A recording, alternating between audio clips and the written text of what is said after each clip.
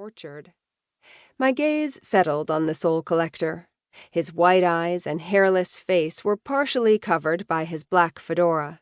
With his thin, gangly limbs, he looked like a scarecrow in a dark suit, his movements stiff and disjointed, like he was a stop-motion character. His briefcase hanging from his right hand, the Soul Collector rocked back and forth on the balls of his feet, just a few paces away from the stone path, which was covered in snow at the moment, directly off the property line. I'd noticed he was very careful to stand on the outskirts of the Davenport house's property. Once I realized the Soul Collector wasn't a figment of my imagination, and wasn't going to go away, I'd excused myself. My bladder was about to explode as I made my way to the small powder room to the right of the entryway to relieve myself. When I came back, I found the Soul Collector waiting for me in the exact same spot. For some reason, the demon wouldn't or couldn't enter the property. I was betting on the couldn't. Perhaps Davenport House's magic prohibited him from entering. That was interesting indeed. I was going to save that valuable piece of information for later and do some digging. The demon pulled out an old-fashioned pocket watch from his jacket. He glanced at it and said, "Time to go, Tessa Davenport," in a voice just as banal and pedestrian as his suit, before he slipped the watch back into the folds of his jacket. If he'd had a harsh, guttural kind of voice, well, at least it would have been a bit more interesting. My heart slammed in my chest. "Where are we going?" I shot a nervous glance at Marcus before climbing down the porch's steps and joining the Soul Collector with the chief following closely behind me. "You'll find out soon enough," answered the demon. His hairless brows rose and disappeared under his hat. "I almost forgot."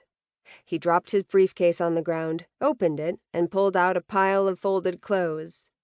"Here," he said, and shoved the clothes at me. "Your uniform." I choked on my spit. "My what?" "Your uniform," the demon added brightly. "Go on. Take it." My curiosity getting the better of me, I took the pile of clothes and went through them. A white shirt, a pair of dark slacks, and a matching jacket, and, wait for it, a tie. "It's a suit. A man's suit." I wrinkled my brow. "Is this your suit?" Gross. The idea of wearing one of the Soul Collector's suits made me gag. The night was getting weirder by the minute. The Soul Collector reached down and grabbed his briefcase, shutting it with a loud snap.